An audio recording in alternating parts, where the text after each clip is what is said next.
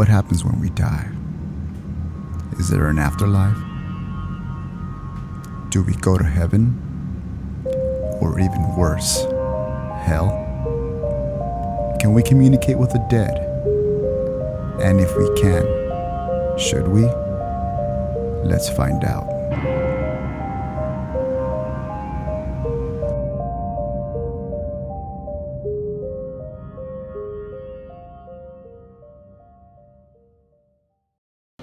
What's up, guys? Welcome to episode 30 of San Pedro Paranormal. We're back for the 30th episode. Surprisingly, I know there was a lot of people that didn't believe we were gonna make it. I'm just messing. But anyways, guys, I'm here again with my longtime friend and co-host Carlos. And whatever, you guys know my name already, Tony. Same old boring. But communicator. But anyways, today's episode's gonna be. We don't have a specific topic. We're gonna be more like there's a couple of things that I want to talk about, and then Carlos picked a couple things that he wants to talk about. So we're gonna just kind of blend our minds and information together, and hopefully it makes for a good episode and people watch it. But yeah. But anyway, before we start, Carlos, so I know you picked up the book, right? You picked up that book that you talked about on the last episode. And you know what? I was really excited to hear about this because I actually want to read the book, and I told Carlos to let me borrow it when he's done with it. So, did you finish reading the whole thing, or only partial? So the book is called Haunted San Pedro, and I picked this up on Amazon for a little bit over, I believe, $8. It's Haunted San Pedro by Brian Clune, and I had time to read one chapter. And the one chapter that I did read was the popular Jackie Hernandez case of the San Pedro haunting on 11th Street. That chapter in this book is called, it's called A Haunting on 11th Street, chapter 14. And actually, it's a very good story. We all know the story very well here in San Pedro. And this actually did have a little bit more information that I was missing. I'm sure the diehard fans know every nook and cranny of this story, but I was actually very pleased with the information on here. It's not going to be research information. It's more stripped down, but it's a really good book. I really like it. So it was kind of like our first episode, right? Where we just talking about it, breeze through it. Yes. Okay. It's not gonna have detailed material or any other research information on there. Oh, okay. It's more of a storytelling book, and nice. It's pretty good. It covers a lot. It covers other places too that aren't San Pedro, for example, like the Wayfarers Chapel and a couple of things. But it does include the lighthouse, the USS Iowa, Vincent Thomas Bridge, the Fort MacArthur Military Museum, and others also there. So I would get this book if you're really into the San Pedro scene and the ghost scene. If you're an expert or really into it, I wouldn't really recommend this unless you're like really into the research material. But this is someone that really wants to get their feet wet and they're from San Pedro or just into ghost stories in general. So yeah, nice. It's a good buy. Nice. So the person that wrote this book, is he a San Pedro local or is it just some random writer that we don't know about? Well, I don't know about. His name is Brian Clune, and I have no information on him at this moment. You know what? This is part Carlos? of the series. Carlos, I think this person had messaged us through the Facebook at one time. And he told us about his book, that he had written this book. I don't know if you remember this. This was I think when we did the second episode. Oh, really? And he had messaged us through Facebook, on the San Pedro Paranormal Facebook, and he had said that he had a book and that they sold it here locally in town. So I'm pretty sure it's the same person. But I mean, if it is, shout out to this guy. What's his name? Brian what? Yeah. Clune. It's Brian Clune. Brian Clune. Clune. And I got this on Amazon for a little bit over $8. It was like $8.70 or around that price range. You could also get it in Kindle if you don't like books. But yeah, I just like the book because it's a good little thing to put, good conversation piece, and we'll probably put it up right next to the San Pedro Monopoly game there. Yeah. Oh yeah, we have the San Pedropoly right behind me. San Pedro. Yeah. Yeah, but yeah. But, so I mean it's a good buy. That's cool. Hey, you know what? Now that you mentioned it, you said that the Vincent Thomas Bridge is there's a story about it in the book. Is it haunted? Because I had no idea that Vincent Thomas was haunted. Yeah, there's probably something in here about it. We can actually look it up maybe later on in this episode, or maybe we can bring that up next time, yeah. Next time around in the future episode. Yeah. It's page 145. There it is. Let's see, 145. So yeah, very easy to read. It's not very difficult. Well, you know what, Carlos? You can go through this book like in a day, maybe less. You know what? Maybe next time, like, well, after you finish reading it, you know, you can let me borrow it. I'll read it, and then we could like you know, give our take on it. Like, what do we think about the book? You know. Yeah. But, exactly. We'll do a final analysis on it. Yeah. And do a review, and then we'll go on Amazon and we'll put a review too on there too when we're doing the episode. Yeah, I think that'd be cool. But I mean, I don't know. Good idea. I like that. Yeah. I don't know how other people that are watching this video, if there's anybody that's from like kind of far away, because our weather this whole week has been like hot, like really hot. And you know what, having to go out and wearing the mask with the heat and everything, I'm breaking out like crazy on my face because of wearing the mask. So that's my excuse. It's not because I'm eating chocolate. But hey Tony, you got something right here. You got a little bit of chocolate right here. Yeah, but how's your work been? It's been hot there too, right? Do you guys have like have they given you like a vest with like AC, built-in AC or anything? No. Our company is so cheap. They don't even give us masks. That's how bad it is. So we have to invest in our own masks, get our own PPE. Yeah. But I see some guys at work. They actually have those Amazon. They look like Bluetooth speakers that hang over your neck. Mm-hmm. But instead of speakers, they have fans coming out. So they're walking around and driving around with a little fan system going and blowing into their face. That's cool. Other people have the spritzers, the fans, and I have this polyester cool climate piece that goes over the face. But underneath, I also have my PPE, my three ply face mask, the ones that nurses use. Yeah. So I have that. Then I have that on top. Then I have a hat, my shades, and then we have to have a reflector vest. So it gets pretty intense over there. And you're walking all day in the sun and you're on pavement. So. You know what? They should make a reflector vest that has ice packs in it. Solar panels with a bunch of fans all around. Yeah, that'd be cool. But anyways, Carlos, you know what? The looks good. That's good. I want to borrow it. But all right, for sure. Yeah, you know what? Why don't we start? Do you want to start? Do you want me to start? Or how do you want to start? You want to take the first hit? I'll take the first hit because this story that I'm gonna this story that I'm going to read right now, I just want to get it out of the way, but it's kind of interesting. It's something paranormal or anything like that. It's actually something kind of negative. People are like, "Aw, why? Why does it have to be that way?" What is it? A ghost story? So, in other words, no, it's an alien story. Oh, okay. Aliens. So this is an article. I believe this is from NBC News. This is from July 5th, 2020. Okay. And it says aliens are out there, but a new study suggests they're more rare than we think. So according to a new analysis from scientists at the University of Nottingham in England, we don't have a lot of alien company. Researchers published a paper in Astrophysical Journal arguing that the Milky Way, which sports an estimated several 100 billion stars, could host as few as 36 alien society. That's very, very low. So if you were actually thinking about maybe reaching to aliens or actually aliens coming to Earth, it's kind of a small number, only 36 alien societies.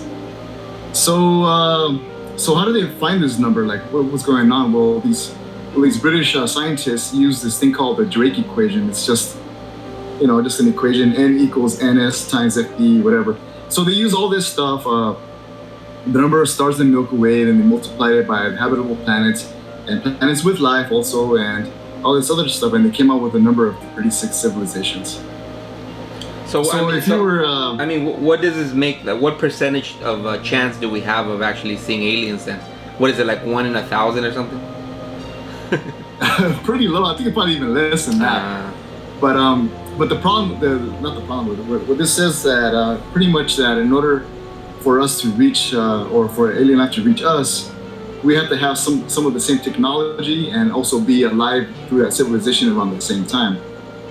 you're on a plane, and there's a planet, there's aliens, and they have to communicate with radio waves. But the problem is that's not going to be there at that time.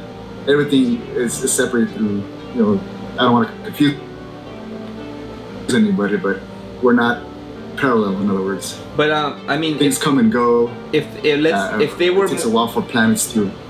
If they were more advanced, wouldn't they be able to reach us first, though? Like if they would, like their technology was, ahead of ours, or that way it's still the same thing. That is a possibility. That's what they're saying too. But with only 36 alien civilizations, and what if half of those are not even as advanced as us? Maybe they're still in their caveman period, or maybe even less. Maybe they're still coming out of the ocean. Or the life is habitable, but there's nothing really like a mammal or any animal living there. It's just pure plants. So that's what they're saying is like there's a zone or an area where things can live, but also there's a time where things can't live because that planet is going through its atmospheric changes, and it's this molten lava everywhere, and that, or it's going through an ice age. So there could be. So that's kind of a bummer. So there could be planets that have dinosaurs right now. Yeah. Oh, that's a cool. Possibility. That's cool. They may not look the same. They probably changed it a little differently, but it's pretty close. Yeah. That's cool. So, where did you find this information? This one was online. I was looking up alien articles, and I found this on an article dated July 5th on NBC News. Oh, okay. Yeah, but this is an opinion piece, so there's not a whole lot of research into it. Mm-hmm. But it's something that just came out. What was that last month? I think I'm gonna turn off this air conditioner because it's getting annoying. All right. Yeah. What if aliens have AC? Yeah. Well, that's cool. I mean, that's we always go back to aliens somehow. We find our way back to aliens. Right. But yeah, and that's what I'm saying. It's kind of a bummer because now there's like less chance of them coming, because you would think, there's a lot of aliens out there, this and that. But yeah. Well, you would think the universe is so big. I mean, there might be a lot, but they're probably like super far away, and then we'd probably never see them anyways. But exactly. Yeah, that's cool. Well, you know what? Go ahead. Yeah, and lately I forget the name of the science or how it's done, but there is a telescope out there similar to the Hubble that's been exploring planets in the habitable zone, which is the zone on the solar system, just like Earth. It has to be a certain distance away from the sun or close to the sun in order for it to support life. So there's this space telescope that's going around, and or I forget. Maybe I'll say space telescope. Maybe it's on Earth too. But anyways, they're getting this data that are looking for these planets, and they figured out if these planets are can give life. The problem is, like, what stage is it in giving life? Is it, like we were saying earlier, are they dinosaurs there? Are they just single cell organisms, or has the civilization already died there that's lived there for a long time? So yeah, very fascinating stuff. I mean, what if there's planets where civilizations where like they already got to the max point, like kind of where we're at, we're destroying the planet, and they already passed it, and we get there and it's gone, just remains of like old buildings or stuff like that are there. Yeah, and that's what they're talking about too. It's anywhere from 4 to 5 billion years. So it's that sweet spot. That's crazy. Yeah, I mean, if you really start thinking about it, it's just infinite, I guess, possibilities, with it. Yeah. But exactly. That's cool, Carlitos. Let's think about the next one, little topics here that we have. Let's see. This one is actually, excuse me, I'm sorry about that. Looking for a piece of paper that I've lost. But anyways, this is about the cursed items of eBay. We have a bunch of eBay items here that people sell. They give a description that they're haunted, they're cursed, and they put a bid on them, and people buy them, I guess. And there's this one individual that the article was about him that actually goes out and He's done a couple of works before on Tumblr where he's taken posts from Craigslist and he's turned them into a book. But this time he took posts from eBay, haunted posts of things that are cursed and so forth, and he's making his own little website or cursed items. So I guess there was an article about him and what he's seen. But I'm just gonna go and talk about what he's actually pretty much shown on this article if I can find it. Okay, let's see. Here we go. All right, the article is called. The name of the article is called "Buyer Beware." Eric Oglander, 31, is an obsessed collector of haunted eBay listings. 2 years ago, he came across a haunted box listed on the popular marketplace called eBay, and that night he captured a bunch of screenshots. I think it was more than 50 similar listings, and keeps looking at those things ever since. These listings include feathers, coins, pebbles, pieces of wood, and they are described as being enchanted, for luck, or for fortune, for good, or for ill. Let's see. Some of the descriptions here say, let's see, you will be able to feel the vibrational energy from your coin. Must be a positive environment and attitude for it to work, advises one seller. Please note, this chip is for money luck only. So that's one of the examples. Let's see. Hearing voices is really common. Sounds, faces appearing. This is what he's describing. Oglander is describing about these things that are sold or the descriptions on these listings. But also misfortunes happening, a string of negative events happening in people's lives, like these objects have cursed them. So some of the things that he's found are pretty fascinating. One of the things that he's found is a haunted vintage antique evil active possessed witch demon doll. It's a long title. What is it? It's a what? A what? It's a haunted doll. Oh, okay. But the description, the problem with these eBay listings is they put a bunch of information on the title. Oh, I see. So basically, I'm just shortening it, haunted doll. But the description shows haunted vintage antique evil active possessed witch demon doll. Buyer beware. So he's kind of noticed a certain thing with all of these postings is that, or listings, I should say, when people are trying to sell these pieces of merchandise because they can't really sell the curse. They really can't sell the haunted. They can only sell something that, according to eBay's rules and so forth, they can only sell either like some sort of object or some sort of work or anything like that. Yeah. So that's the common thing. Buyer beware. And he keeps talking about these things. So that's a haunted doll. Another one is a haunted pirate ship. Another one is a haunted spirit of like a little doghouse with little puppies going around there. But the funny thing about these things is the way they're described.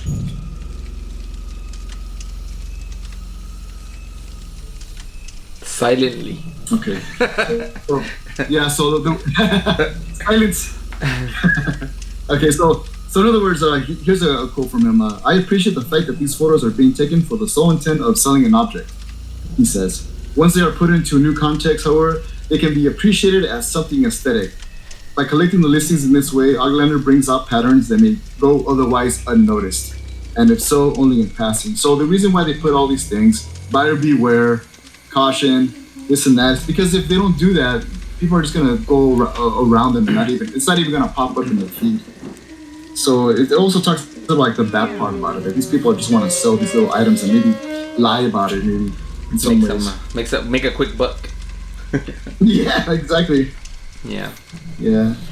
So the reason they put it's haunted is not because they have to. They just do it to get more like views and stuff, or for people to get more interest in the item, right? Right, and that's what it seems like. It because the items they're selling aren't that very popular, and they're trying to add something to it so that they can buy them. So that's what I'm thinking. Unless they're really haunted, which some of these people have bought these items, and there's no evidence of it. But I want to go the opposite direction. They buy these items and there's nothing there. Hey, what's wrong with this item? I bought it, but there's nothing. I don't see a ghost. I'm not doing any energy. And it says here that the claims are, of course, difficult to verify. The site's rules dictate that all listings must offer a physical item or a tangible service. Many listings include disclaimers about the object's supernatural attributes. As required per eBay's policy on the sale of paranormal items, this is for the sale of tangible item only. No promise of a spirit attached, writes one seller. It says purchase with caution, writes another. Not recommended for children to play with. Yeah, I mean, Yeah. So the thing is, it's kind of a lot of people. Yes. it's kind of difficult to sell something that you believe is haunted, because the thing is, the same thing like with a haunted house.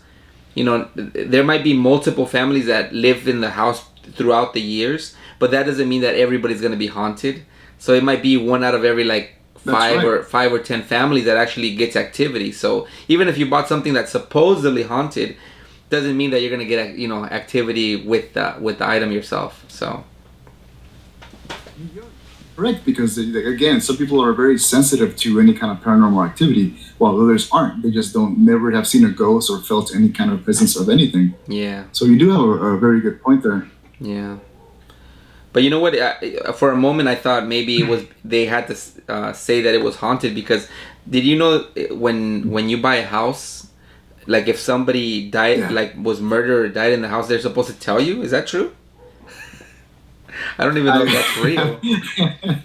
Or if supposedly if a house is haunted and somebody sells it, they're supposed to there's like some kind of rule where they're supposed to tell you that it's haunted. That somebody died there, I think it is, right? Some sort of murder was happening. Yeah, I think that's what it was. Yeah, murder. Yeah, but I don't think it's haunted. Yeah. Yeah. So that's pretty much. Oh, and so I was just curious about this, and actually I read a little bit more about the article. And this guy is just he's just a collector of the listings on eBay. So I was reading through this article. At the end, I find out that he's not even buying any of this stuff. The person that the article's about. So like, what a bunch of baloney. He's been doing it for several years, and he hasn't even bought a haunted doll or a box or cursed item. Yeah. So I was like, that's not fun. Then I was like, I'm gonna go on eBay and find some stuff. But then I started thinking, I'm not gonna buy any of this stuff. Well, you know what? There used to be a TV show. I don't know if you remember it, Carlos. This came out like maybe I want to say 4 or 5 years ago. It was called The Collector, I think. And this guy, he was a paranormal investigator, and he would do something similar to what the Warrens used to do. He would investigate hauntings, and he would kind of narrow it down to what item was causing the hauntings in the home. And at the end of each episode, he would be like, okay, well, you know what? I'll take this off your hands. And that way your house won't be haunted, and I'll take it and put it in my museum or something. But yeah. So he kind of very similar to what Zach does from Ghost Adventures. He does that too. He actually buys haunted items, or if you go somewhere and there's a haunting, like he'll tell the people, I could take it off your hands if you want, and he'll put it in his museum. So that's pretty cool, dude. If I had a museum, I would do that. Yeah. Well, let's start, because I found a few items for you on eBay. Well, the thing is, the thing is, I said the owner of a haunted book box.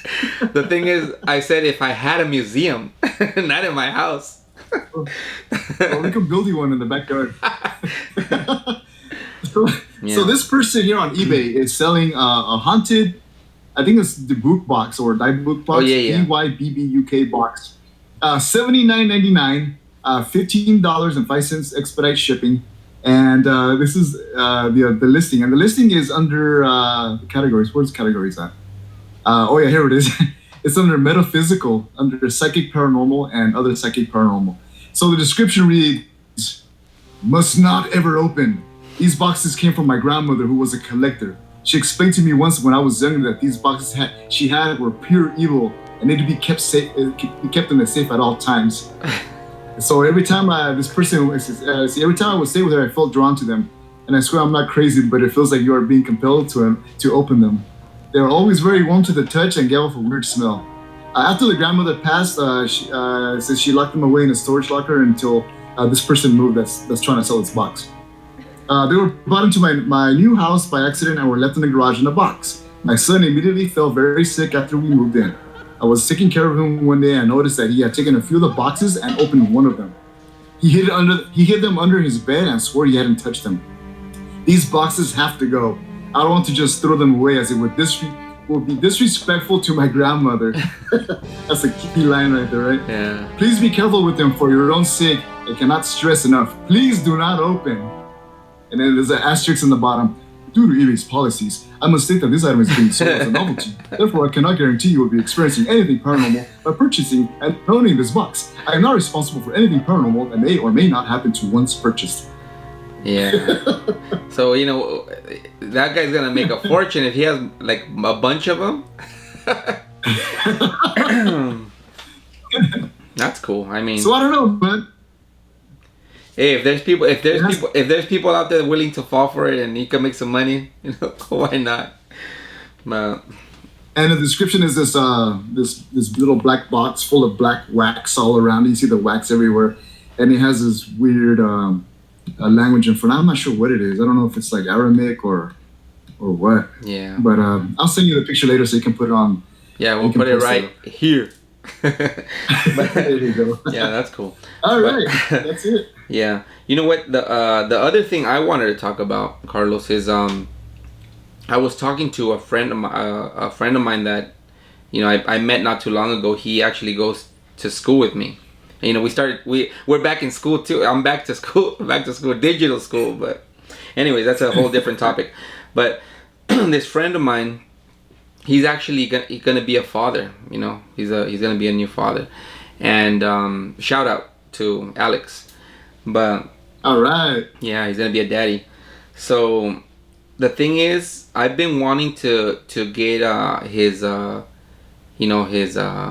girlfriend's future wife, his girlfriend's story here on one of the episodes, because she actually has had a few hauntings where she lives.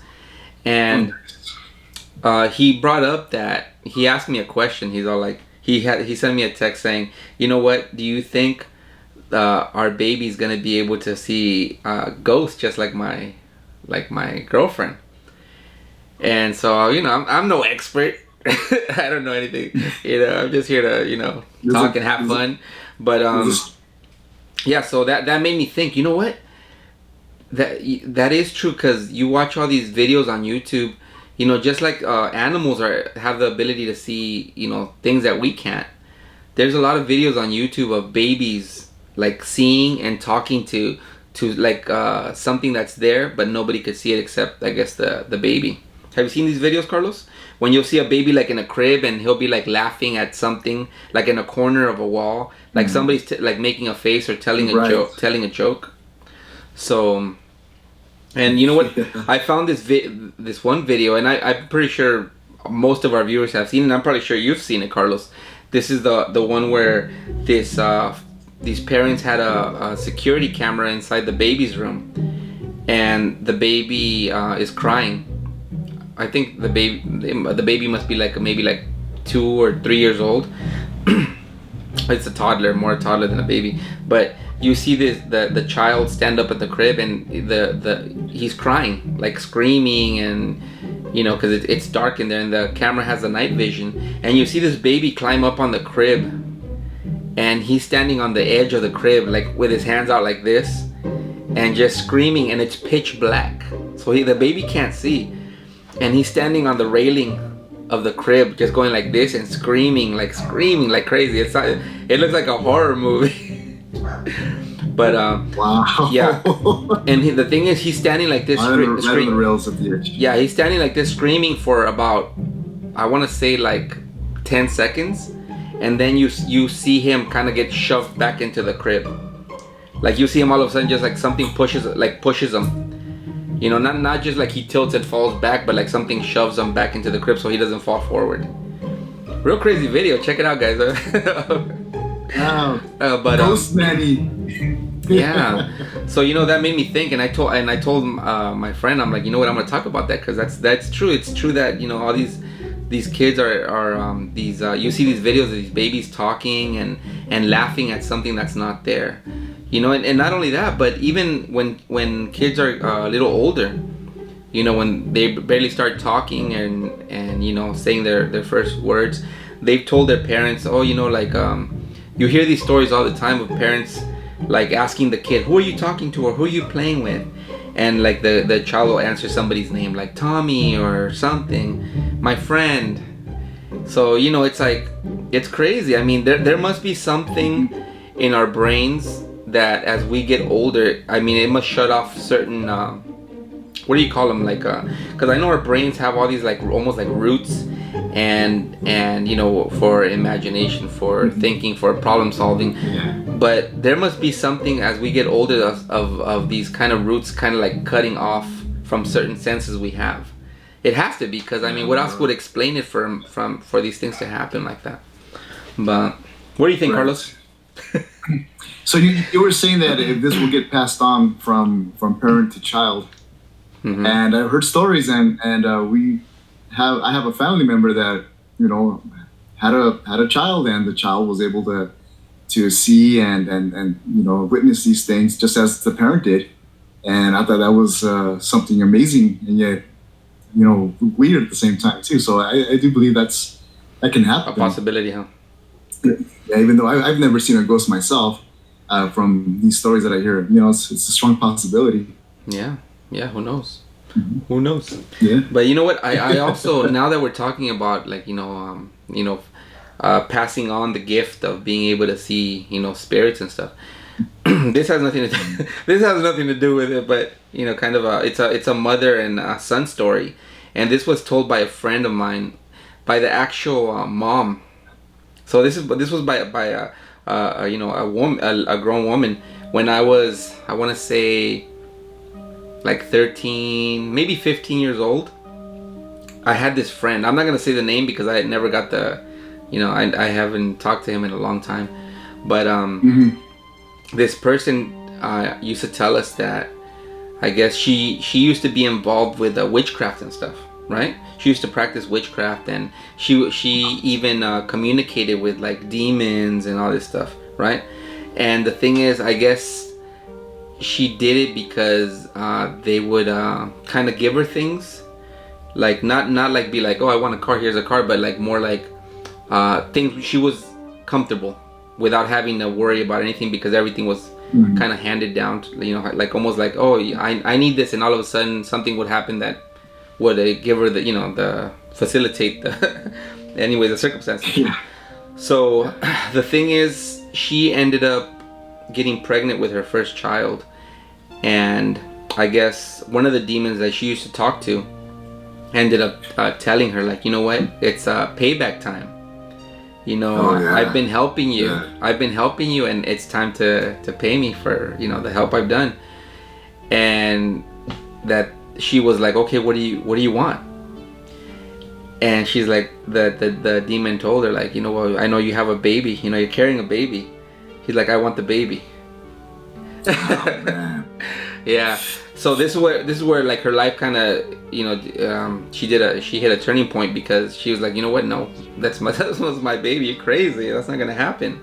So I guess she started having issues, like bad things started happening, you know, bad luck and all this stuff, and she ended up becoming very religious because of this. She ended up looking for, you know, for a church, and went to church and turned her whole life around. But she would tell us that story of what happened with with my friend and stuff.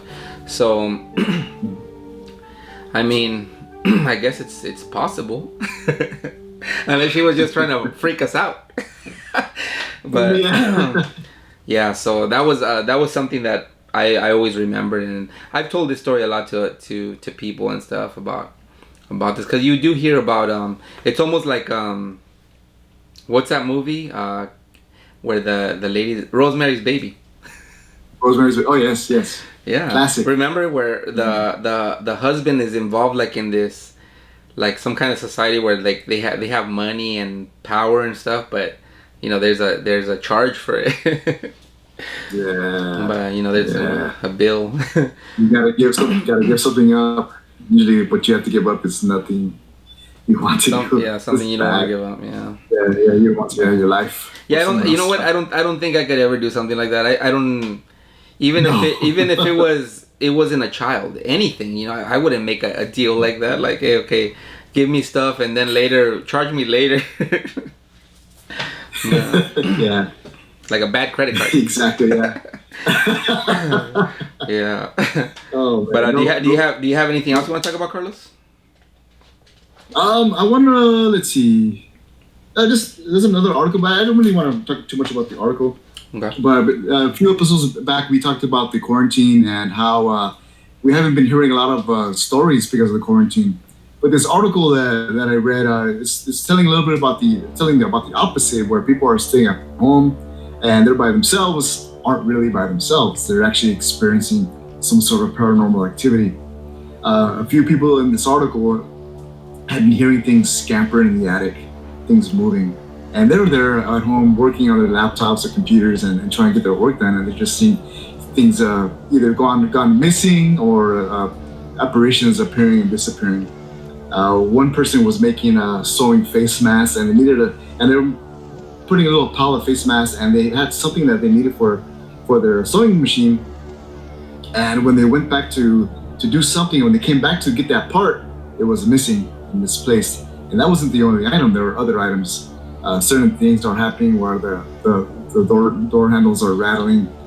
And in this one particular case, this one guy woke up early in the morning. I guess it was almost like the sun was kind of rising up, or maybe it was still dark. So he gets up to go to the restroom, gets out of bed, goes to the restroom, and before he gets there, there's a hallway or a table area, and he sees a man from the 1950s, a white man in military garb, just sitting there on his table. And he at the time thinks, oh, whatever. But as soon as he turns around, he was like, whatever. He's like, it's cool. The person has disappeared. So yeah, it's things are happening, but I guess just not as much right now. Maybe because I don't think a lot of people are talking about it, because maybe they're just too busy with work and getting on with their regular lives, that they're just kind of putting that to the side right now. Yeah, and I think a lot of the times when there is hauntings, it's more when someone's by themselves, like when people are alone. And right now, since everybody's home, like at my house, my kids, my 3 kids and the wife, and everybody's there, so I think it kind of lowers the percentage of chance of something actually happening.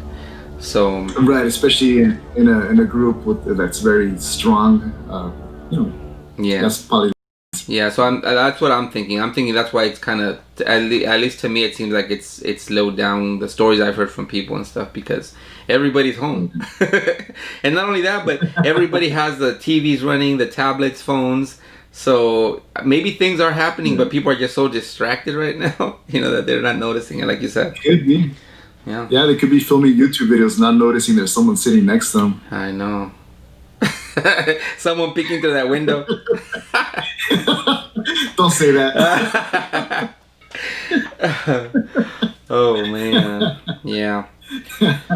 Yeah, but you know what? It's cool. I'm so glad, and I'm happy that we actually made it to episode 30. Because I know for a moment we kind of struggle. I kind of struggled, like, oh man, should we keep on making these videos and stuff? But you know what? I talked to through Messenger to Ethan from the Ethan Clark Show, and remember when we were when we were like on episode like 10 or something, he told us that one of the hardest things was gonna be to keep going, keep making them, because we were gonna hit bumps where we kind of became like almost like a chore. But you know what? It hasn't become that, because I love doing this. I wish I could do this as a job. What do you think I'm sticking with this, man? I want to do this from now on. Yeah. I want my job that I currently have to be my part-time, or just get rid of it later on. I like this. Yeah, this is fun for me. It's fun. I want to get better at it. I want to put more energy towards it. Yeah, and you know what, guys? I actually started doing some of the editing now on the last couple of videos, so I want to kind of like start mastering it, because I was telling Carlos that once I learn, I get as good as he is, we could kind of like start doing cloud editing, where like we could both edit the videos together. That'd be, make it like a master video. But, definitely. Yeah. Yeah, and I just purchased this DJI camera here, and with this thing, it's a 4K 60, and I want to get more video shots later on. Want to go around San Pedro and take a video of all the old buildings, Fort MacArthur, the lighthouse, anything, to use it in our show. So you'll probably be seeing me around there, around San Pedro, recording. Yeah. Oh, there goes the guy from San Pedro Paranormal. It's San Pedro Paranormal guy. It's the guy with the cat. not a PK meter, the camera. Right. Oh man, yeah. But is there anything? So, yeah, Was there any shout outs or plugs or anything you want to mention before we end episode 30? I want to thank. It was 2 episodes back. Mary Alvarez. She put a nice little story there on the comments on the YouTube. Oh, that's right. Comments. Yeah, it's a pretty cool little story she put on there. The episode was about what was it? San Pedro Hauntings with Damien Franco and Mary Alvarez. This was a week ago. She wrote a story. I'm gonna read it right now. When I was 17 years old, I was coming out of San Pedro High School. A little bit later than the final bell because the Red Cross was at my school and she decided that she wanted to donate during the last period. Let's see, check your iron. So I'm gonna skip a little bit here. Oh, okay, so she was walking down 13th Street, passing down the Coast Guard base. I was listening to music on my earphones when I felt someone shove my upper back. I thought it was my boyfriend that probably came out of practice early. So I say, hey, did you get out early? Hey, did you get out early? While taking off the earphone from my ear and I turned back and I noticed that nobody is behind me or anyone around me, nobody at all. But I swore I felt the hand shove me and I look at the house next to me and it's a nice white house next to the base. At the time I didn't know that it was a Dotson house. And she says that she still gets chills every time she walks by there and still remembers that perfectly. So this was... She says, "Letter channel, by the way." So this was 13th Street? 13th Street, right across was the Dotson house. Okay. It's by the Coast Guard base. So that's like right where Dana, isn't it? It's right there, Dana Middle School. So is it that big white house in the corner? Like on... Yeah, that's the Dotson house, I believe, yeah. Oh, nice. Yeah, that's not too far away from here. It's crazy how a lot of these big hauntings are kind of like centered, like almost the from, I want to say from like between 9th and like and 17th Street. I don't know why, but I hear a lot of stories from around these areas. But yeah, that's a cool story. And what was the name of the person that put it? To Mary Alvarez. Mary Alvarez. Shout out to Mary Alvarez. Thank you for that.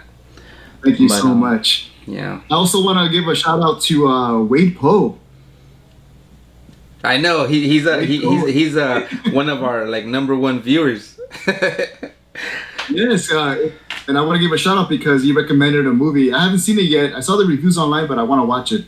And this is he left a comment during the Frankenstein episode, and he told us to watch Son of Frankenstein, 1939.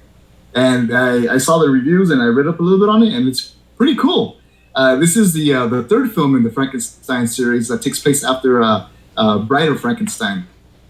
So I'm looking forward to that one. I'm going to rent it this weekend on probably YouTube or Amazon Prime. Yeah. And watch it there. Yeah, so you know. Thanks, Wade Poe. Thanks, Wayne. And you know what? The reason he mentioned this was because we were discussing the Frankenstein films, and we were trying to figure out where the name for the helper, Igor. Where did the name come from, Because I was all like, was it from what was it called? The funny one? Young Frankenstein? And then Carlos like, no, that's Igor. That's Igor. Igor. Yeah. So Igor is in the 3rd film. In the 3rd film, yeah. And he doesn't have a hunchback. He has he's like this all the time, and it's played by Bela Lugosi, which is pretty cool. That's cool. So Bela Lugosi plays Igor, and he's always like this. And the reason why he's always like that is because he has this big old bone sticking out. Like he was actually hung from the raptors, and he survived the hanging. So that's why he's like this all the time. Oh, okay, that's cool. Yeah. Yeah, but shout out to Wayne Poe. Yes, thank you. Yeah, Carlos. But you know what? In talking about the Frankenstein films, remember how I do want to make an apology here on video to Carlos because I watched our video that we filmed, and Carlos was talking about the film and stuff. He was getting I got all hyped because of it, and then Carlos was about to like tell like the ending of the film, and when I watched the video, I was like, dude, that looked just really rude. The way I stopped, I was like, don't tell the end. I was like, oh, so I want to apologize to you, Carlos, for that. Perfect. But, no, don't worry about that, man. That does not fit me, dude. And the reason I really want to apologize is because I said I was going to watch the movie and I never even watched it. But I will watch it. I need to apologize for that. Oh, yeah, man. check it out. Yeah, but anything else, Carlos, or that's it? Well, just pick up the book if you guys are interested in it. Oh yeah, the Haunted San Pedro. Or wait till we get a review on it and then maybe. Oh yeah. Then. You know what? Yeah, I think that's gonna be a good episode because I do want to read that book. So I haven't read a book like a long time. I also want to do, Tony, I haven't talked to you about this or anybody, but I actually want to read all these stories and go through all these sites and pretty much get them all on film. Maybe make something cinematic. Maybe work on an outro or the new intro with these new sites. Oh, that's right. That's right. Mm-hmm. You know what? That's a great idea. We could actually review the book, and while we're talking about the stories we read from it, be showing the pictures to the audience, to the viewers, especially for people that don't live here in San Pedro, so they could actually see the spots that the book's talking about. That's awesome. That's a great idea. That's a great idea. Yeah. So we'll do that. We'll team up. We'll meet out somewhere and episode 31. We'll go out. Yeah. All right. So that's a great idea. All right. But anyways, yeah. I think that's it for today. I really have nothing to say. Awesome. I'm just all hyped up because I'm like on my third cup of coffee. Yeah. I'm doing pretty good too. I don't have anything. I just been drinking a lot of water lately, so I'm very good right now. Yeah. But anyways, guys, you know what? Thanks for watching. Don't forget to like, subscribe, share, follow us on Facebook, Instagram, all that stuff. Follow Carlos on Instagram. Do you have an Instagram now? I do, but it's private. It's private. But what I want you guys, if you guys can, please leave more comments. Those comments that are coming through are awesome. Yeah, or share your story like Mary, right? Share your story on the comments, and we'll read it out here on the, And you know what? We should do that too. Now that you mentioned the book, the sites and stuff, when people have experiences like that they want to share, we could actually go to the sites, take some pictures, and show the pictures while we're reading their stories, dude. That's awesome. I like that idea. Yeah. Let's expand. Yeah. All right, guys. Well, thanks for watching episode 30. And hopefully you guys enjoyed it. And you don't forget to hit the little notification bell so that way you guys know when new episodes come out. Okay. All right, guys. Well, thanks for watching, and we'll see you guys next time. Thank you so much.